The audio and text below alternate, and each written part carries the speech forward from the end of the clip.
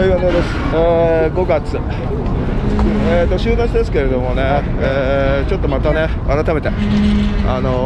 ティフェリーね、乗っかってダウンタウンの方までね、行ってみようかなと、ね、思ってます。今ね、クイズボローブリッジか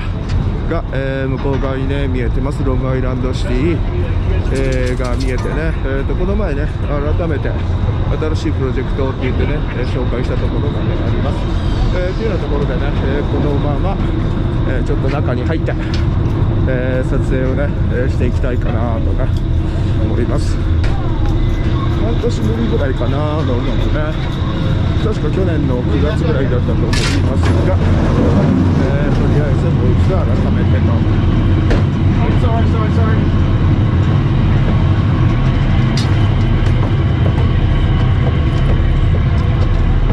こんな感じでね、人いっぱいいっぱいですね。あれ、これ下に降りていった方がいいかな。確かね。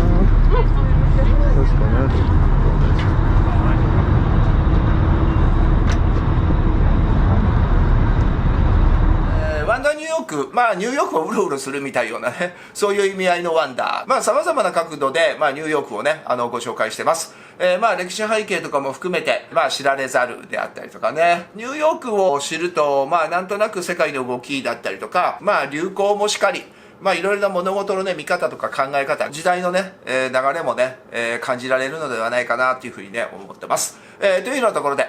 ご興味ありましたら、登録の方、よろしくお願いいたします。それでは本日、早速行ってみましょう。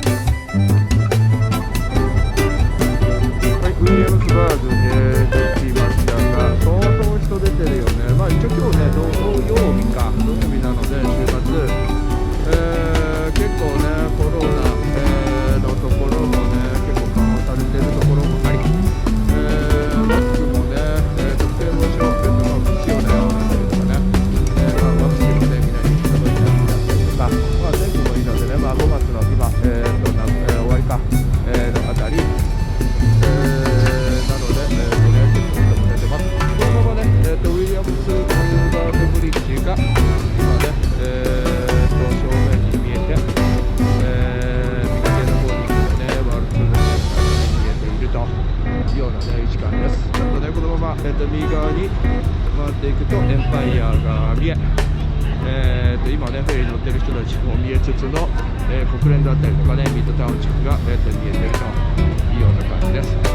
でまあね、今ここウィリアムスバーグ、ブリッジウィリアムスバーグ、のところから、